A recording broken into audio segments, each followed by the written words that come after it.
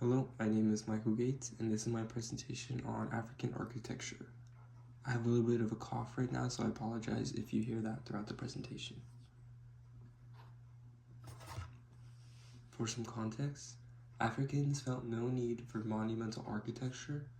This means that when they were planning out their structures or designing their buildings and houses, they weren't too worried about the aesthetic or the appearance and the details and how it would look, but instead they focused more on the survivability, durability, livability, and the actual purpose of the building itself. This image right here is the House of Stone, which were huge stone walls assembled without mortar, which indicated the presence of a royal residence. This is the largest structure in Africa following the pyramids, and it is located in Great Zimbabwe. I immediately connected this image when I saw it to Castillo de San Marcos National Monument in St. Augustine.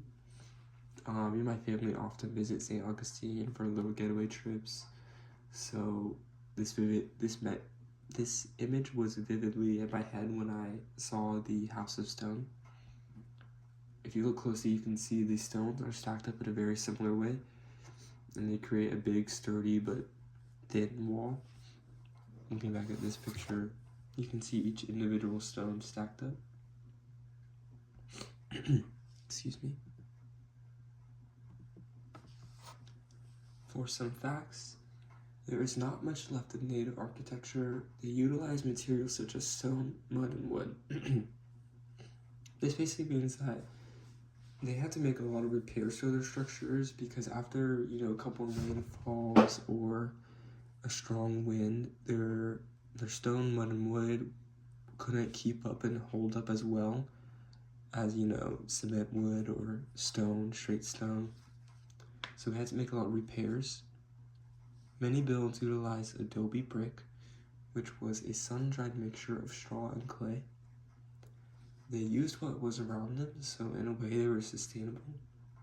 I'm currently an interior design major, so I connected this to a topic we learned about how clients often have to make the decision to be sustainable and maybe sacrifice some appearance, or if they really want the appearance and the look they're going for, and then they sacrifice the fact of being sustainable.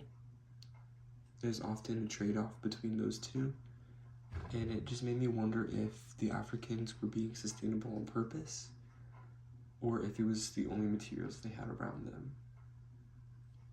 Either way, I think they were very smart in the way they utilized the materials around them to create structures, regardless of the durability and how often they had to repair. Recognition. African architecture is known for organic contours, bulbous towers, and conical finials, native symbols of fertility, and they resemble fantastic sandcastles. This is quoted straight from our textbook. This picture here is the Grand Mosque in Djenné, Mali.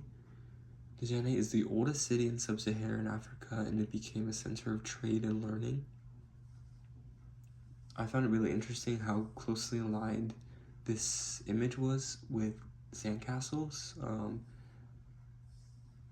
It just really looks like a sandcastle that, anyone could build. But it's also really interesting how detailed and how much thought was put into the architecture of it. Structure, they utilize sticks or wooden beams for main support of structure and scaffolding. Again, they had lots of wood around them. Excuse me. So they used it as much as they could to the best of their ability. They required lots of restoration as these structures were not durable. And wooden pickets symbolize rebirth and regeneration. I found it interesting how they used such a simple, wooden picket, something so simple in everyday life, to symbolize something so important and meaningful. Summary: Africans' usage of materials around them highlight our privilege We are very privileged today to, we don't really have to worry about the buildings of our houses. They are usually built for us, and even if we do decide to go that route and build the house like from scratch, we are privileged to be able to have goods imported or specific materials. We don't have to go out and cut trees by ourselves. And it just is crazy how far we've evolved as the human race and all the cultures that come together. There's not a whole lot of information about our African architecture.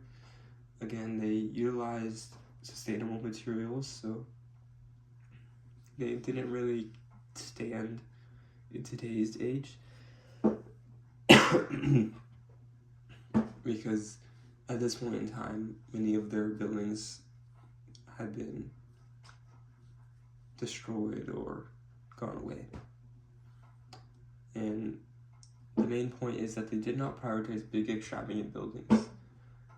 This is my biggest takeaway from African architecture, because obviously Europeans love the design and the aesthetic and symmetry and all of it, but the Africans were more concerned about the actual purpose of the building and just livability of it, which I found very interesting. Alright, that is the end of my presentation. Thank you for watching and listening. Sorry about my little cough. Thank you.